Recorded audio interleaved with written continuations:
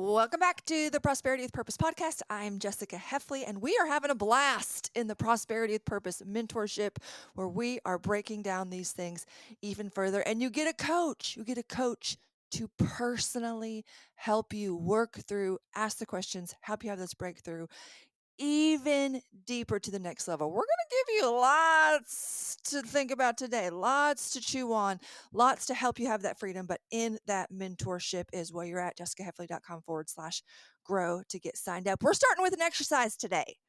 Okay. So get your pens out. Even if you're driving, you just have to write one number right now.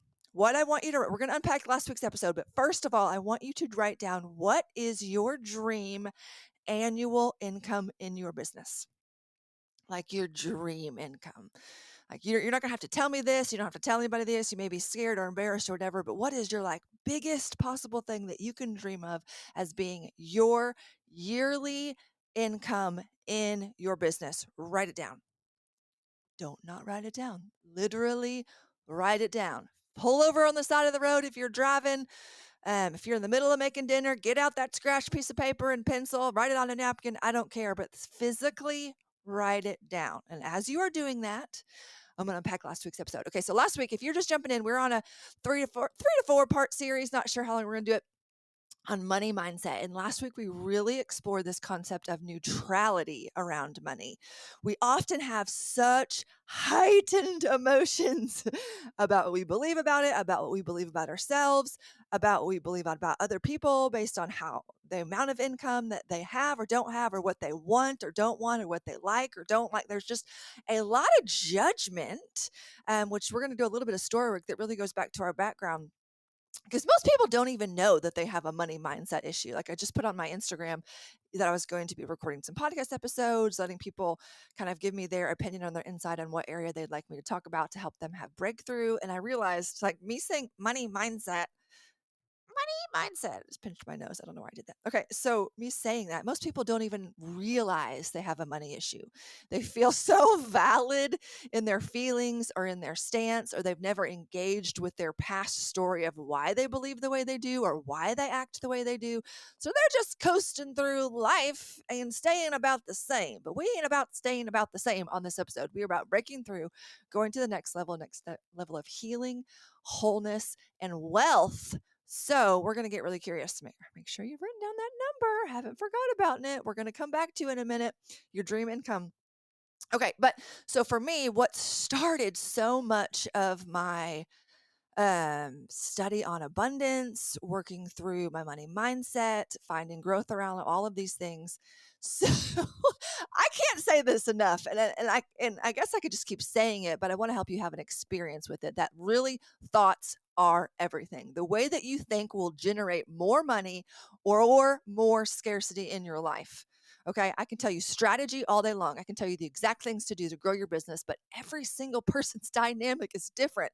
Their personality, their influence, their reach, their number of followers on social media, how they experience fear, growth, embarrassment, perfectionism, all of those things. And so that is why it's so important to go to the foundation, because the way you think will generate more money or more scarcity in your life. And you can 100% change your relationship with money, which means that you can change the amount of money in your life, because next week we're really going to talk about ownership. Okay. But right now, okay, to unpack some more of last week. So really the gist of last week, when I was talking about Louis Vuitton and how it's like not my thing, and I was like, oh, this makes you a little bit uncomfortable. The truth, I don't know if I ever hit the nail on the head, but the truth of the matter is my uncomfortableness was coming from my own judgments. And so I had to actually repent of that. Like, I was judging people who wanted to have Louis Vuittons, because I was thinking that my way is better. I was like higher or nobler or whatever, better, because I didn't things like that didn't matter to me. I didn't see the importance of such petty things. Like, it literally was from a place of judgment, from a place of comparison. And so we've really, in anything in life, in leadership, we've really have to come to a place of humility of like, ugh, that's the truth of my story. I don't like it. I didn't even like to tell you guys. I think that's why I never flat out said it last week. But there's something about the repentance aspect, the humility aspect of there's something about the spirit of comparison that we can cast off.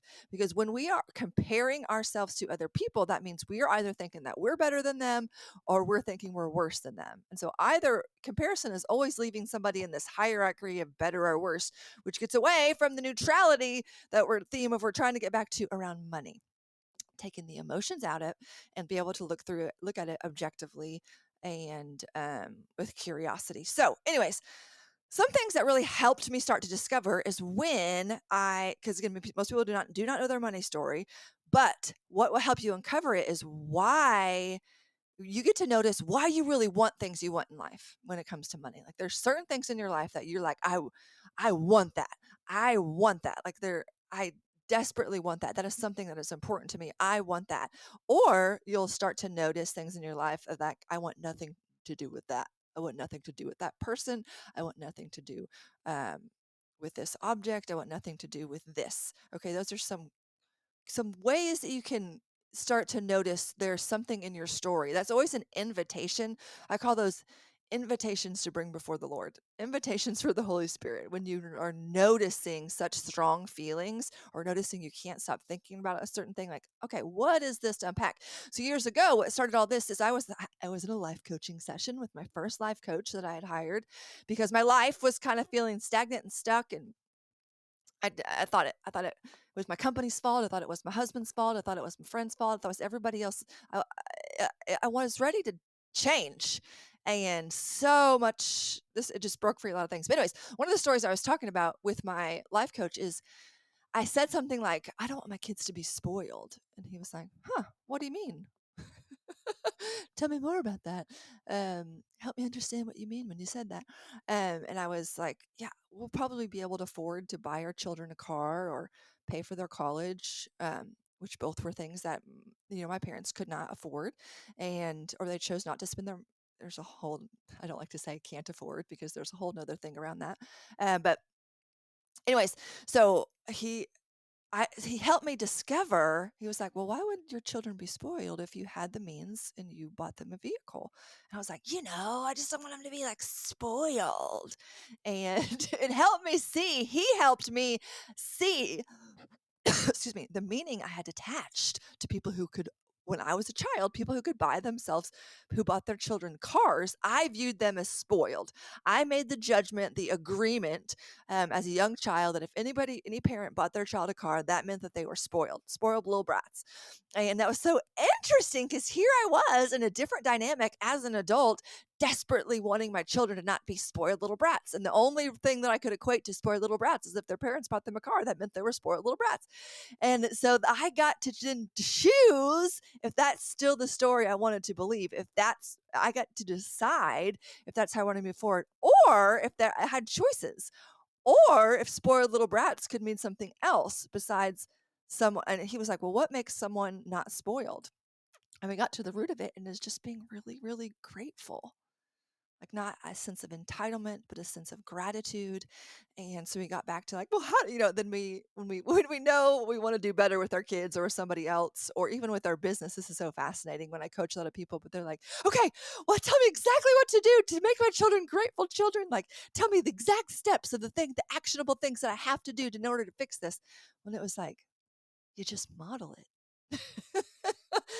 You first get to experience more gratitude in your life, and you get to model that to your children, and then they're not spoiled little brats. It was just so interesting because it's in especially when you have small children, every area that you have breakthrough in, it's like literally breaking generational curses. It's giving you the agency and authority of your children to not to have to go through that experience. Like this is biblical, like down second and third generation. Like you can break off generational curses, even like in your health. Like, or people will say alcoholism just runs in my family.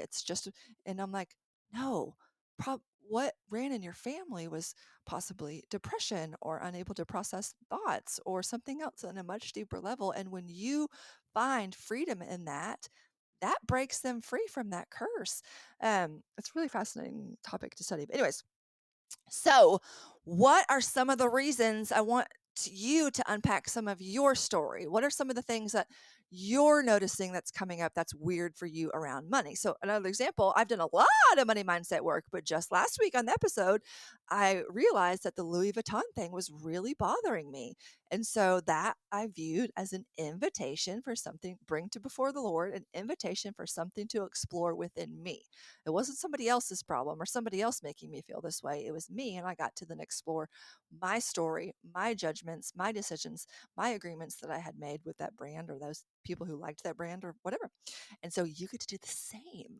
You get to do that. Another couple ones of mine were I got to the root of about three of them. So I'd really highly encourage you to kind of get to the root of three of them. Here's the lies that I didn't even know I was believing. Wealthy people are spoiled and entitled.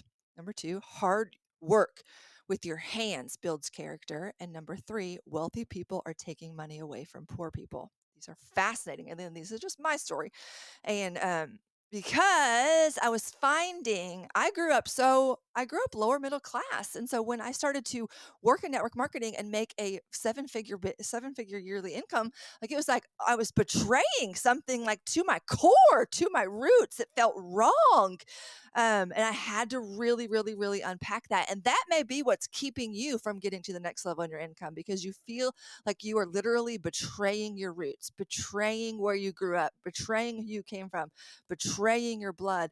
And this is an opportunity for you to go to the next level because you know what? As simply as I can put it, the poorest way to help the poor is to be poor. So, the best way that you can help people who need help or help the situation that you came from or the situation that you can currently in is make more money, which is a huge part of this podcast to help you create more peace in order to make more money. And what is holding you back from making more money is a story that you have told yourself about what you've made money mean or about what people who have money mean. Like it is something in the meaning, something in the thoughts, because you can 100% change your relationship with money, which in turn will change your amount of money. If you don't like the results you have with money, you've got to stop beating yourself up and get curious about what are your thoughts are that created what you currently have. The current amount of money that you have is a result of years and years of thinking, feeling, and acting around your money story. So, we're going to go back to when you, at the beginning of this podcast, oh, wait. Let me explain these a little bit more. My three. So, wealthy people are spoiled and entitled. So we kind of talked about that, the spoiled and entitledness when that came when I was talking about buying a car for my children. Number two, hard work with your hands builds character. And so my dad, he was such a phenomenal man. He worked in a glass factory his entire life. He worked swing ship. They wore steel-toed boots, safety goggles. He worked hard. He could fix anything. He could build anything. And so I grew up associating like a good man, a good person, like worked hard with their hands. They sweated how to bring in the example before me. And my parents weren't doing this on purpose. This was just the example before me. How my father provided for our family was sweat and tears, was coming home and taking a shower because you worked hard, you were sweaty, you were dirty. And so when in my profession was literally laying by my pool working from my iPhone and making seven figures, like it was like again that feeling almost of betrayal, like wait, no, like you have to work hard by the sweat of your brow in order like that. I was thinking that was the only option to be a person of character, like because I also that was my story. I've worked since I was 13. I paid for almost all of my college. I've always had a job. I worked, and I almost again that spirit of comparison. I had this like hierarchy about me because I had to work through college. My spoiled friends who their parents paid for everything didn't have to work, so I viewed myself as better than others because I worked hard. And so it was like this identity crisis when money was coming in easy or money was coming in without the literal sweat of my brow. There's other areas that I had to work through and grow in. And but the beauty of it is my dad cannot do something successful on a phone, and I cannot do something successful building or working with my hands. Like those are in our zone of geniuses. There's nothing right or wrong about the way I make money or the way my dad make money. Those were that was what we knew and so you know what I'm saying? I'm taking the judgment away from it. And I got to explore, I got to redefine what it meant to make money from my iPhone while sitting on my couch. Like, and that's freaking amazing. It doesn't mean I was doing something wrong or doesn't mean I don't have high character. I learned a different way to do it. There's no judgment around it. And the number 3 is wealthy people take money away from poor people. This was so fascinating. It's like I don't think this at all now, but I believed this to my core. I believed that me making more money was taking more, like somehow this weird distorted view of like, if I did really well in my business, that meant other people in my business couldn't do well, or I was taking money, or I should feel bad that they weren't making a lot of money and I was making a lot of money. Like, what? No, like there's different levels of me putting myself out there, me learning, me growing, me investing in coaching, me reading personal development books, me like there's lots of factors. It's not like a black and white thing. And I am not doing anything wrong. But again, that's such a trigger for me. Like, am I doing something wrong? That may not be your particular trigger. You get to explore and get curious about what your triggers are, but you have to understand so many of you don't even know that you have come in agreement with your old story. You feel like it is such a betrayal to make more money than your husband, or make more money than your dad, or make more money than this person, or like it feel so you get I want to say begging you, but I can't. I don't have that control over you, and I'm not. It's all an individual choice, but I'm inviting you to explore where you can find freedom in this, because making more money changes the world for better. I believe with all this is why I do what I do, because more money needs to be in the hand of good people. And you're the good people listening to this podcast because you do good things with your money. We're going to talk about that way more in another episode. But anyways, okay, back to your dream income. So at the beginning of the episode, I had you write down what is your like stretch. Don't make this comfortable, y'all. Like, what is the biggest dream that you have in your current job, or not even have to be like just your yearly income? Like, oh, that would be such a dream.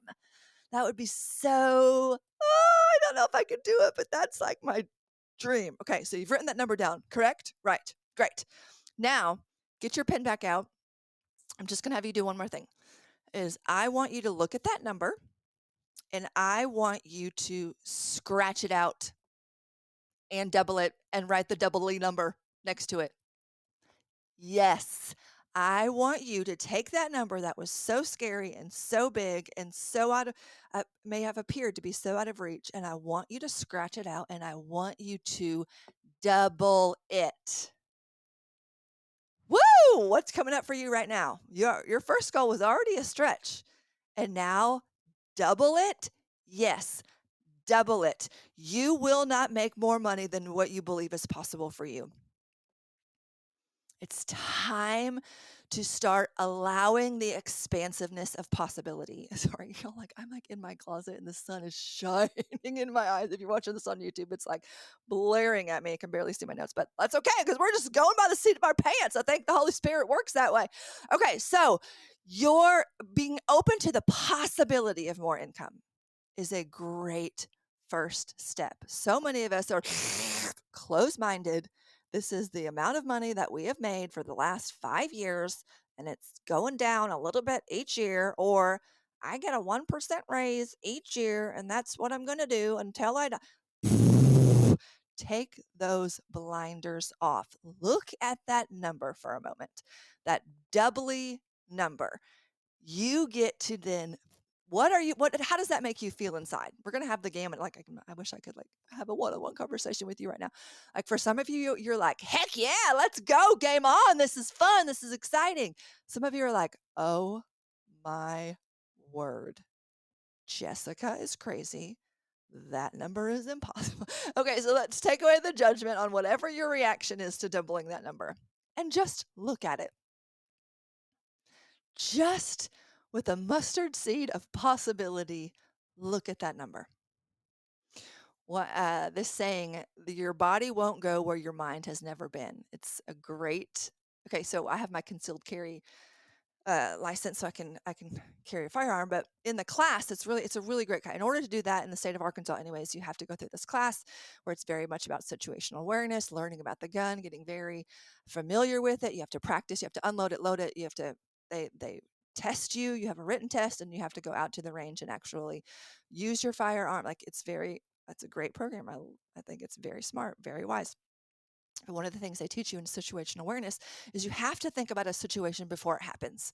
So they have you go through scenarios that involve a gun. So you are thinking about them before they would ever actually happen to you in your real life. So smart. And I apply this so much to when I teach people about money mindset, because your body won't go where your mind has never been. So this double number is opening you up to a place that your body has never been before, but you are going to start thinking about it. You are going to start believing it.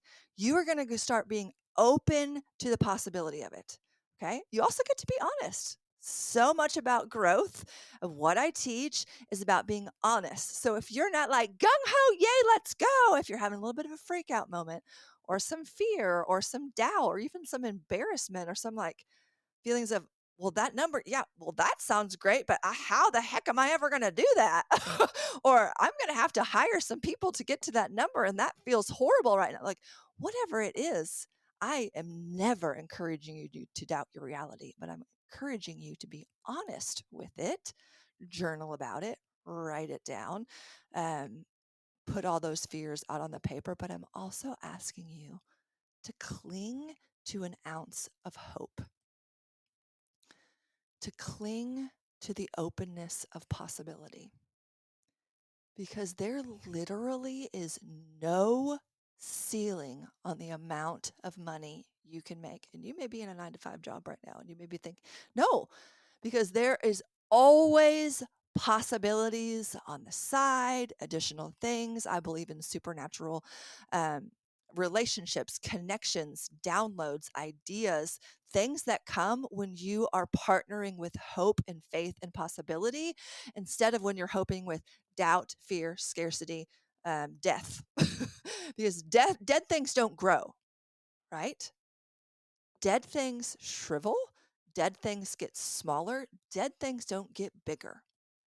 And so I want to partner with life, and life more abundantly, and life that is growing, life that is expansive, life against all. One of my favorite Bible verses from Romans 4, it talks about Abraham, and it says, against all hope, Abraham in hope believed, and the promise was given to him. So do you guys have scriptures that you like cling to? Like it is the living word of God to you. And that is one of mine. Against all hope, Abraham in hope believed. That is so, I could do a whole episode on that, like unpacking when everybody else says no, when the world says another way, when it doesn't in the natural make sense. Abraham, against all hope, Abraham in hope believed. Maybe you don't have a cheering inner circle. Maybe you currently don't have a lot of people that believe in you, your business, your ideas, your possibilities, and your potential in this world.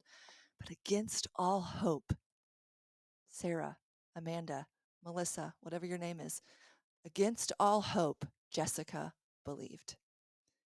Against all hope, Jessica in hope believed. That is powerful. So, your assignment this week is to look at that doubly number. Look at it. Look at it.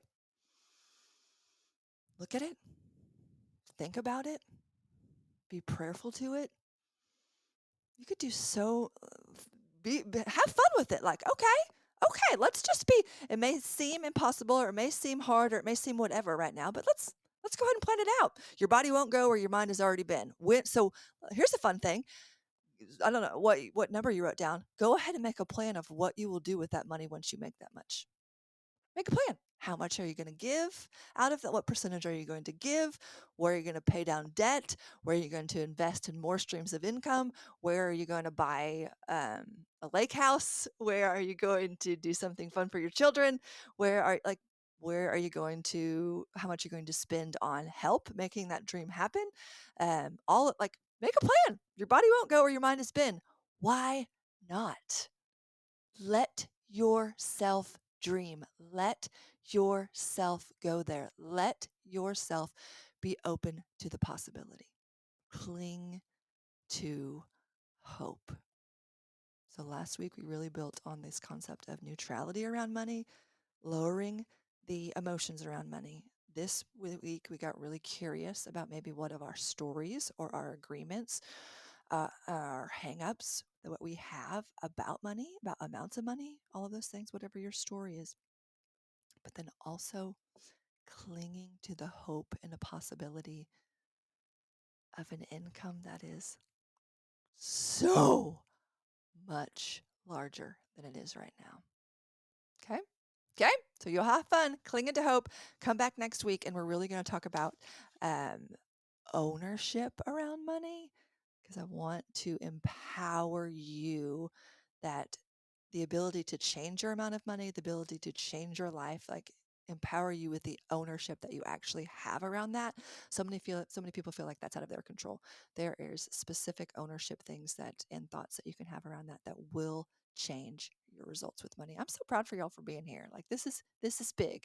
This is a big deal to help you create more peace in order to make more money. We'll see you next week.